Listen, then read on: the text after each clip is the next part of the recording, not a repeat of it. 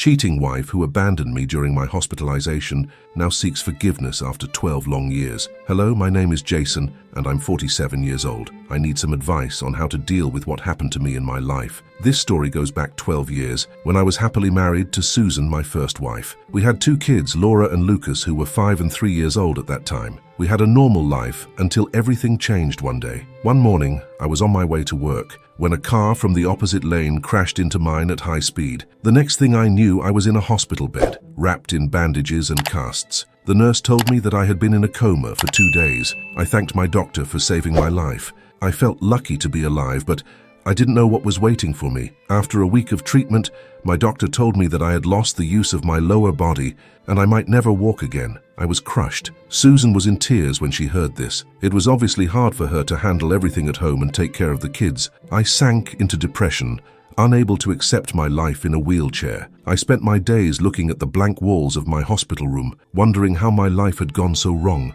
I hated how I would never be able to play soccer with my kids, how I would never be able to dance with my wife, and how I would never be free again. To make things worse, Susan stopped coming to see me in the first days of my stay. She brought the kids 3 times a week. The moments I spent with my family were the only ones that gave me hope. But as time went by, her visits became less frequent. I begged her to bring the kids more often, but she said that they didn't want to see me so much. I felt helpless. Then one day, she gave me the divorce papers, saying, "I can't live with a handicapped man. I'm still young and attractive. I deserve a normal man." I won't lie and say that I didn't see it coming. I sensed the impending divorce when she started to act cold towards me, but I didn't expect it to be so soon. A month after my accident, some of my friends told me that they had seen Susan hanging out with a middle-aged man, probably in his 50s, in cafes and malls in the evenings and on weekends. Some said that she had been cheating on me before my accident, and some said that she had settled for a fat, grumpy old man after my accident. It was only 2 months after my accident. I was still in the hospital and I got the divorce papers. I may sound calm now, but I was far from it back then. I was angry, devastated and heartbroken. I was wheelchair-bound, penniless, and divorced with no income or savings. After paying for the household expenses and the kids' education, I had no savings left. Thankfully, I had insurance that covered some of my hospital bills. I had to use up my savings for the rest, so I ended up with nothing. I wanted to scream, hit my head against the wall, and curse my fate. I don't know how I survived back then, but something inside me kept me going. Maybe it was the desire for revenge. I moved in with my parents after I got out of the hospital. I was a 35-year-old man who had no job, no wife, and no independence. I relied on my old mother for everything, both physically and financially. She was a florist who owned a small shop in the outskirts. She barely made enough to cover her own expenses, but she still offered to help me. I felt ashamed and miserable to be a burden on a 62-year-old woman. I wanted to see my kids as soon as I was discharged. I went to my old house, but it was locked. The neighbors told me Susan had left with the kids to live with her new boyfriend. They said he was a fat old man who had been divorced 3 times, but he was very rich and had no kids of his own. They called Susan a money-hungry slut who slept with a cranky old man for his wealth.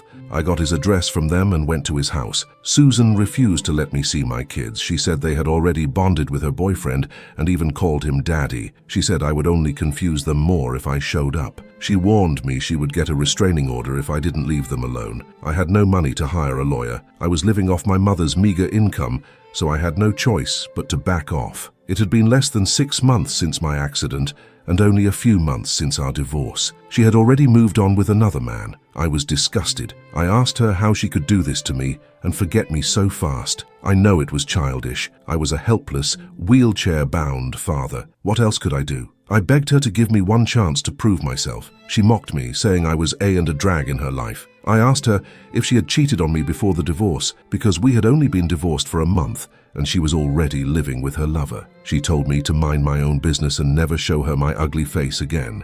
I stared at her, thinking about the 7 years we had spent together as a married couple and how she had replaced me with another man in a matter of months. I left with tears in my eyes. I went back home, feeling crushed by the humiliation. I sobbed like a 5-year-old in front of my mother, who comforted me. She encouraged me to take control of my life. I had no idea what to do with my life. I had no direction or purpose. I joined my mother in her shop. I helped her with making bouquets, serving customers, and cleaning the shop.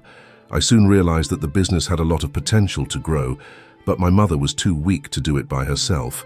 I used my old contacts to get contracts with event management companies to supply flowers for their events. I gradually built a team and took on more contracts for decorating venues and eventually started my own event management company.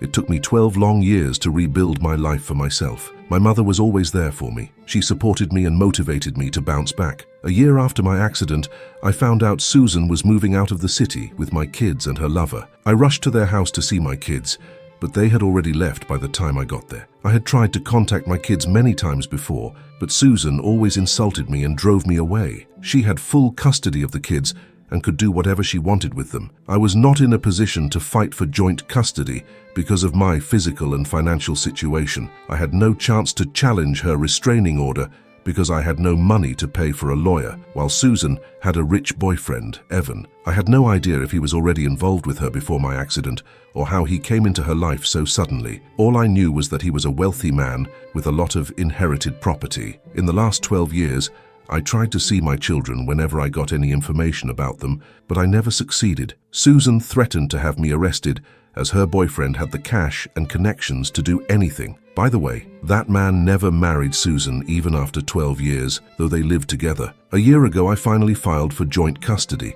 I was waiting eagerly for my event management business to get stable. I filed for custody and finally got 15 days. They are flying to my house next week. Susan did everything she could to oppose my request in court, but I hired a good lawyer who argued my case well, and I got 15 days. Besides, my children are adults now, and they were asked if they wanted to see me, and they said yes. I know I can't make up for the lost 12 years, but I want to spend quality time with my children. As the time is getting closer, I am feeling both nervous and happy. They are 17 and 15 now. I know teenagers are not easy these days. I hope that my children are not rude and nasty to the extreme. I don't know what Susan has told them in the last 12 years, and if I should tell them the truth about their mother. I don't know. Do you guys have any advice on this? How do I approach them? I'm super nervous and super excited. Update 1. Hi everyone, I have a big update. I forgot to mention 2 important pieces of information in my original post. First, about my current wife, Amy. Yes, I married a beautiful woman 5 years ago. Amy is an interior designer. I met her at an event where she was doing the wedding venue design, and we were providing the flowers. I had not started my own company yet at that time. It was not love at first sight, but we got along well. We kept meeting for such events in the next few months and became friends. She was a single mother of a 3-year-old daughter. She came up with the idea of starting the event management company because she had worked for one of the companies for many years and had the contacts and knowledge of the business. I joined her to start the business. We dated for a year before getting married. Now we live as a happy family of 4. Amy, her daughter Mia, my mother, and I. Her daughter was happy to get a granny, and so was my mother. The second information was about accident compensation. I was hit by a speeding truck, so I should have been compensated by the logistics company that owned the truck. But at that time, the company got away with paying nothing by twisting the facts about the accident and blaming me. I could not afford a good lawyer back then, so I got nothing. You know how big companies operate. They pay huge amounts to their lawyers to protect themselves. After I married Amy, she suggested I refile the case since we could pay for a good lawyer. The case is still in court, but my lawyer has given us a positive sign that the verdict would be in our favor. Alright, back to my story. As I said in my original post, 3 months ago my children were supposed to visit me after 12 years of my divorce. I was nervous and excited, but Amy helped me relax and supported me all this time. I went to pick them up from the airport. The older one, Laura, is 15 now, and the younger one, Lucas, is 13. They have grown up to be beautiful and handsome teenagers. After the initial greetings, we ran out of things to talk about. It was awkward for all 3 of us. On our way to the house from the airport, I tried to break the ice and ask them about their school life and city. I avoided talking about their mother. They didn't mention her either. The children were very quiet, or maybe waiting for a chance to put on their earphones like any other teenager. When we got home, Amy greeted us. The children looked surprised as if they didn't expect this. I don't know why Amy was a shock to them when their mother could live with another man within months of our divorce. Why can't I marry again? Amy had prepared the guest room for the children. We had lunch together, and Amy showed them the vacation plan we had made for the family. They didn't react much to anything. They were neither excited nor dismissive of the plan. Amy and I were puzzled by their mixed response. They locked themselves up in their room, and soon after that I got a call from their mother, Susan, accusing me of deceiving our children. She said I brought the children to my house so Amy and I could influence them. I felt confused by her behavior. She accused me of hiding the truth about my marriage. I wondered at her accusations. I hung up on her, but she kept calling me. I decided to deal with the issue. I called my children and asked them what was wrong. After some hesitation, they opened up. They were angry with me because they were told that I had left them. Susan had brainwashed the children against me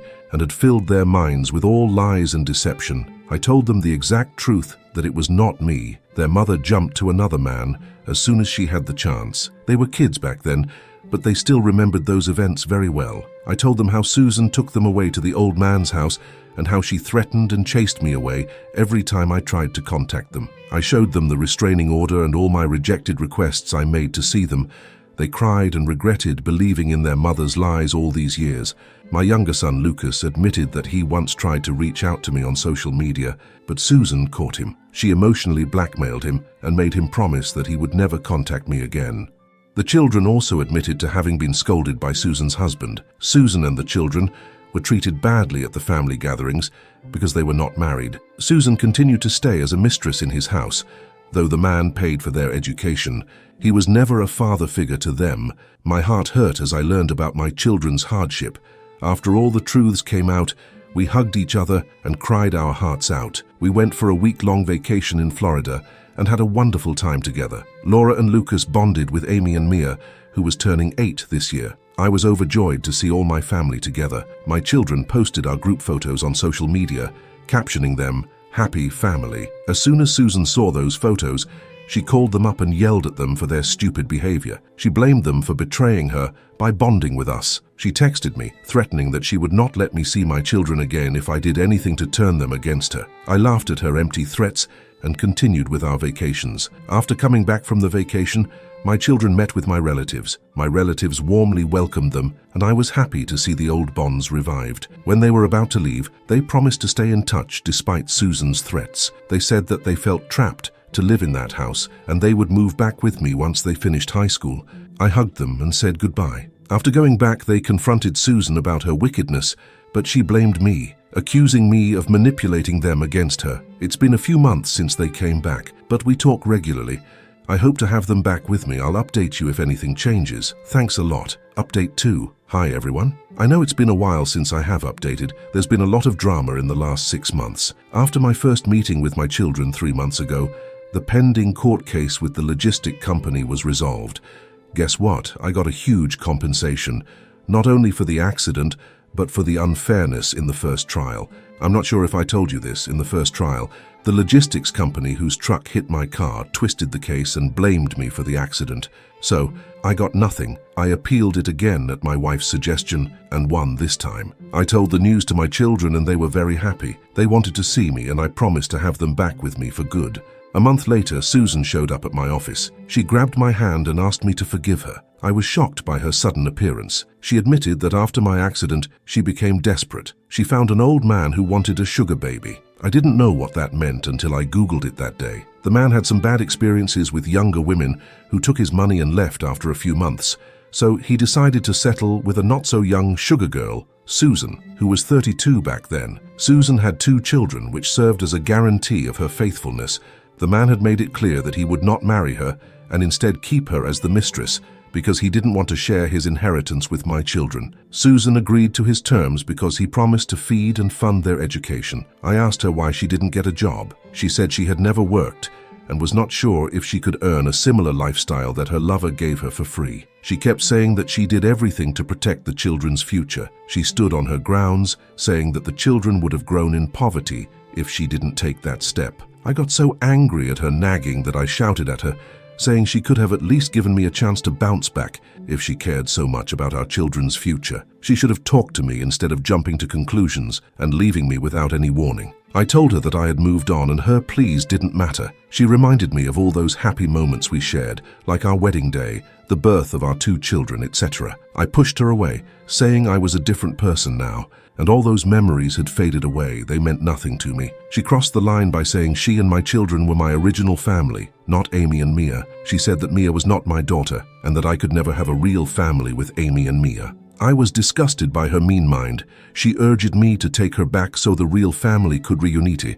I made it clear that I love Amy and Mia and they are my real family and not her. She refused to leave my office, making a scene.